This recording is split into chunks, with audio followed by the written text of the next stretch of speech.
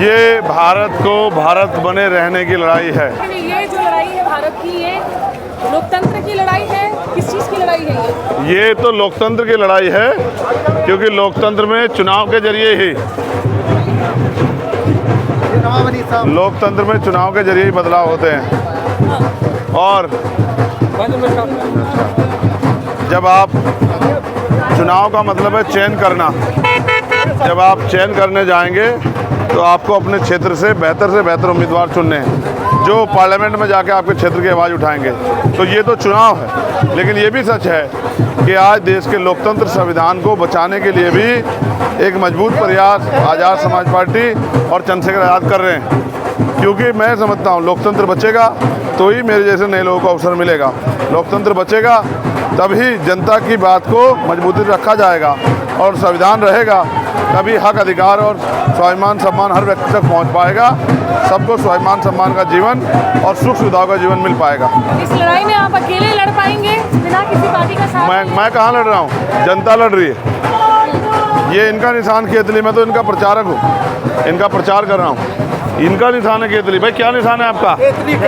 ये लड़ रहे हैं चुनाव, मैं तो सिर्फ और सिर्फ इनकी मदद कर रहा हूँ प्रचार करके। चुनाव तो इनका है, इनको अपने भविष्य के बारे में, नगीना के बारे में, देश के बारे में फैसला लेना है। तो ये तो चुनाव तो ये लड़ रहे हैं, पैसा ये लगा रहे हैं, मेहनत ये कर रहे हैं। मैं तो सिर्फ और सिर्फ जहाँ मुझे प्रचार करने के लिए बुलाते चला जाता हूँ। बाकी चुनाव तो इनका है सब लोगों का। लेकिन ये जहाँ जहाँ भ्रष्ट युवा रोजगार का मसला इतना बड़ा मसला है, सर्वेक्षणों में दिख रहा है, युवाओं का गुस्सा सड़कों पर नजर क्यों नहीं आ रहा है? क्या वो साइलेंट वोट बनकर रह जाएगा? ऐसा नहीं है सर, आज लोकतांत्रिक व्यवस्था तो बिल्कुल कुचली जा सकी है। आज लोकतांत्रिक व्यवस्था तो बिल्कुल कुचली जा चुकी है। जब आर्टिकल 19 का प्रयोग करते आप सड़क पे आते हो तो पुलिस की लाठियों का, गोलियों का, जेलों का शिकार आपको होना पड़ता। कोई माँ बाप नहीं चाहते कि हमारे बच्चों को नुकसान हो, लेकिन जब हमारे जैसे लोग पार्लियामेंट में जाके उनके हक अधिकारों के लड़ेंगे तो शायद उनको सड़कों पर आने की जरूरत नहीं पड़ेगी। आज उनकी मजबूरी है क्योंकि नेता उनकी आवाज़ नहीं उठाते, मेहनत तो करनी पड़ेगी। तो उनकी मजबूरी है कि नेता वो काम नहीं करते, इसलिए उनको करना पड़ता है। लेकिन अब तो चंद्रशेखर है जो इस काम को ईमानदार से कर रहा है और जो हर कीमत पे इस काम को कामयाब करके इनकी आवाज़ बनने का जो है जिसने बीड़ा उठाया वो उसको। सबसे टॉप आपके फोकस के 3 मुद्दे कौन से होंगे संसद में जिस पर आप सबसे पहले काम करेंगे? देखिए, संसद तो एक बड़ा प्लेटफार्म है, देश भर के मुद्दे उस पर रखे जाते हैं, लेकिन सबसे पहला मुद्दा होगा बेरोजगारी। जिस बेरोजगारी पे लगाम लगनी चाहिए, जिस बेरोजगारी पे लगाम लग जाए, पढ़े लिखे नौजवान बेरोजगार घूम रहे हैं। दूसरा सबसे बड़ा मुद्दा है देश में महंगाई, कि महंगाई को इस तरह से जो है बढ़ रही है, जितनी आदमी की एज भी इस तरह नहीं बढ़ती, दिन पर दिन महंगाई बढ़ रही है। उसका नुकसान घर में भी और घर से बाहर भी हर उस पे प्लेटफार्म पे हमें देखने को मिल रहा है। और तीसरा मुद्दा रहेगा सामाजिक न्याय, कि जो हाशिए पे पड़े लोग हैं उनको अपलिफ्ट किया जाए, उनके लिए नए कानून, नए अवसर पैदा हों कि वो मुख्य धारा में आएँ और मुख्य धारा में आके वो काम करें। और जो बहन बेटियों पे सुरक्षा की भावना बने, तो कानून व्यवस्था दुरुस्त हो ये भी हमारा प्रायोरिटी पे मुद्दा रहेगा। एक आखिरी सवाल, ये कहा जा रहा है कि ये रेफरेंडम है मिस्टर मोदी पर, उनके काम पर, कि वो आगे थर्ड टर्म में क्या आइडिया ऑफ इंडिया बढ़ाएंगे और विपक्ष का कोई चेहरा नहीं है, इसीलिए it's a Modi versus who. इस आर्ग्यूमेंट को कैसे देखते हैं आप चिंता मत कीजिए, देखिए ऐसा है, ये उन्हीं के लोग हैं, उन्हीं के लोग इस तरह की बातें करते हैं। सब लोग अपना अपना काम कर रहे हैं, तो इलेक्शन जल्द बताएगा कि मोदी जी बनेंगे या मोदी जी विदा हो जाएंगे, तो इलेक्शन तय करेंगे। इंडिया अलायंस का कोई चांस है, लड़ाई दे रही हैं वो? भाई ये तो उनको पता होगा कि वो लड़ाई देने, यहाँ तो हम देखो, लेकिन क्योंकि आप लोगों के प्लैंक्स समान है ना, आप भी सेक्युलरिज्म की बात कर रहे हैं, नौकरियों की बात कर रहे हैं, क्या एक साथ हो पाएंगे आप इंडिया अलायंस के? मैं क्या कह रहा हूँ, मैं तो साथ ही था, उन्होंने कहा कि भाई आप अलग लड़ो, उन्होंने मदद नहीं की, तो मैं उनसे क्या कहूँ विचारों से, मैं तो साथ ही था, कल भी साथ था, आज भी साथ और आगे भी साथ रहूँगा। भाजपा से मेरी वैचारिक लड़ाई है, जिनसे वैचारिक लड़ाई उनसे कभी समझौता हो ही नहीं सकता है। तो भारतीय जनता पार्टी का जो विजय रथ है, इसको आज यहाँ नगीना में और इसके बाद उत्तर प्रदेश और देश में रोकने के लिए हम एडी चोटी का जोड़ जो है हम पहले भी लगा रहे थे और आगे भी लगाएंगे। चलिए ठीक है, चंद्रशेखर आज़ाद जी की इस जनसंपर्क रैली में आप देख रहे हैं कि लोगों का किस कदर भीड़ उमड़ता हुआ नज़र आ रहा है, और लोगों की तरफ से काफ़ी, यहाँ पे अभी कुछ लोगों को सुन रही थी, कोई कह रहा है ये 1 लाख से 1.5 लाख वोटों से जीतेंगे, नतीजे तो 4 जून को पता चलेंगे, लेकिन निश्चित रूप से क्या ये आगे चलकर इंडिया अलायंस का हिस्सा बनते हैं, अपनी पार्टी अकेले ही खड़े करते हैं, ये वक्त ही बताएगा। यहाँ नगीना में मैं स्मिता शर्मा।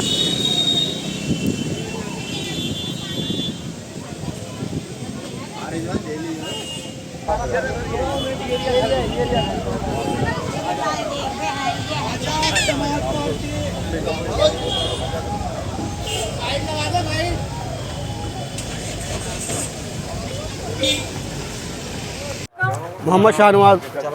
चलिए, इलेक्शंस में आपके लिए सबसे इम्पोर्टेंट इशू कौन सा है जिसके ऊपर आप वोट डालने जा रहे हैं? चंद्रशेखर आज़ाद जी। चंद्रशेखर आज़ाद जी। ऐसा क्या किया है उन्होंने, कौन सा काम है जो आपको पसंद आ रहा है? नौजवान लड़के हैं और अच्छे इंसान हैं और सबके साथ चलते हैं, ये अमीर गरीब सबके साथ ये भाई चलते हैं हमारे, और बहुत अच्छे इंसान है, पढ़े लिखे इंसान है, नई उम्मीद नई सोच। हमारे को एक उम्मीद हमारे चंद्रशेखर भाई के अंदर दिखाई दी, इसलिए हमारा मुस्लिम समाज एक तरफा बिल्कुल इनके साथ खड़ा है आज, और नगीना सीट से इनकी जो है जीत बिल्कुल पक्की है इंशाल्लाह। बहुत ज़्यादा मतों से, रिकॉर्ड मतों से पूरे हिंदुस्तान के अंदर लोग इन्हें देखेंगे। चंद्रशेखर जी की इस जनसंपर्क रैली में हम मौजूद हैं यहाँ नगीना सीट में, वेस्टर्न उत्तर प्रदेश में, और जो कुछ यहाँ पर समर्थकों की भीड़ जुट रही है, 2 खास मेहमान हैं, दोनों बिल्कुल एक दिखते हैं क्योंकि दोनों भाई हैं, दोनों जुड़वे हैं, पूरा लगता है जुड़वे फिल्म से जो है सेट से बाहर निकल कर आए हैं। क्या नाम है आपका भैया? मेरा नाम राम सिंह अजनबी। आपका? मेरा नाम राम रतन सिंह अजनबी। राम रतन सिंह जी अजनबी जी। अच्छा, राम जी और रति जी, आप दोनों क्या चुनाव को लेकर सोचते भी एक जैसे हैं? सोचते हैं सोचते हैं? जी जी जी। क्यों? ये दिशा बाबा साहब का दिशा निर्देश है, बाबा साहब की शिक्षा दीक्षा, माननीय काशीराम जी का आदेश रहा।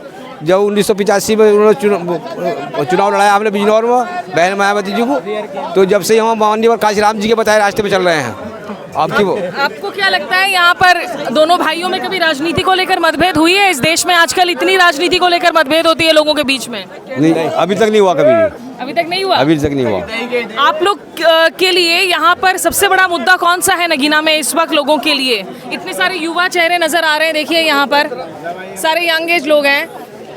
यहाँ लोगों के लिए कौन सी व्यवस्थाएं हैं जो आप चाहते हैं कि यहाँ से चुने हुए सांसद काम करें?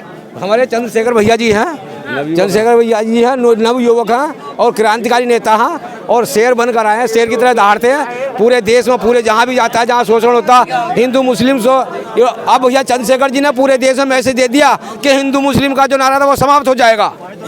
अब जो 1585 का नारा होगा, बहुजन समाज भारत में हमारा है, और सभी जाति धर्मों के लोगों को लेकर के भैया लड़ाई लड़ रहे हैं पूरे देश के अंदर। ये भाजपा का जो शोषण अब तक सहा, ये सह नहीं पढ़ सकते वो। आप बताइए, जैसे आप दोनों भाई हैं यहाँ पर, आपने कहा आप राजनीति को लेकर लड़ते नहीं हैं, लोगों को लड़वाना इतना आसान क्यों हो गया है? क्यों लोग रह रहकर धर्म के नाम पर लड़ रहे हैं, जाति के नाम पर लड़ रहे हैं? वो उनकी व्यक्तिगत विचारधारा है, फूट डालो राज करो, उनकी व्यक्तिगत वो राजनीति है, फूट डालो राज करो। ये संविधान को परास्त करने की नीति है उन लोगों की, क्योंकि आज संविधान से क्या गुरेज हुई ना, संविधान पर जो अटैक कर रहे हैं लोग, सबका अधिकार है, सबकी बदारी है, सबकी हिस्सेदारी है, तो वो होना चाहिए था।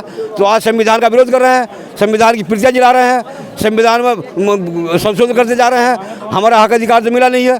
बैकवर्ड का 52% आरक्षण था, वो आज तक नहीं मिल पाया और शेड्यूल कास्ट का आरक्षण पूरा करा ही नहीं है। तो ये आज हमारे सामने दिक्कत है। भाई चंद्रशेखर स्वाभिमान की लड़ाई लड़ रहे हैं, मान सम्मान की लड़ाई लड़ रहे हैं, तो सबकी लड़ाई लड़ रहे हैं, सर समाज की लड़ाई लड़ रहे हैं। चंद्रशेखर जी किसी पार्टी का हाथ नहीं थामते हैं, एक निर्दलीय उम्मीदवार के तौर पर वो कितना फर्क ला पाएंगे?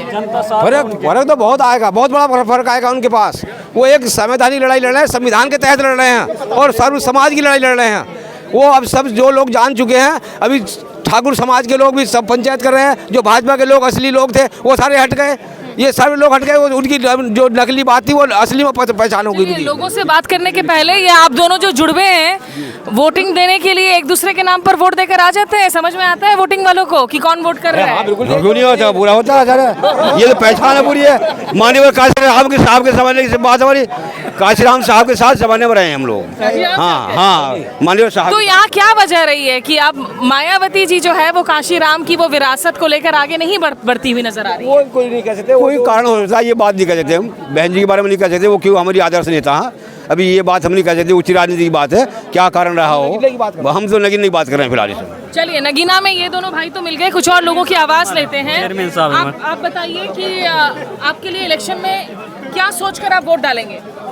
हम मुद्दे के लिए डालेंगे, विकास के लिए डालेंगे, छोटे बड़े कारोबार जो वे बंद करे उनके लिए डालेंगे। हम कारोबार, हम छोटे बड़े बिजनेस जो भी है आगे के लिए बढ़ाने के लिए, ये हमारे साथ है, हम इनके साथ हैं। कारोबार के लिए। सर आपका नाम बताइए। मैं ज़हीन अख्तर, पूर्व चेयरमैन सहसपुर, अपने पूरे दल बल के साथ चंद्रशेखर आज़ाद जी के साथ हैं और पूरे दल बल के साथ। लोगों का समर्थन क्यों मिल रहा है? क्या गारंटी दे रहे हैं चंद्रशेखर जी? इसलिए मिल रहा है कि ये जनता की आवाज़ उठा रहे हैं, जनता के मुद्दों को उठा रहे हैं और ये लड़ाई लड़ते चला रहे हैं। पार्टी तो इन्होंने अब बनाई, ये कई साल से, और जेल भी गए। किसी और के साथ अगर नहीं जाते हैं, अकेले अपने दम पर कितना डिफरेंस ला पाएंगे ये?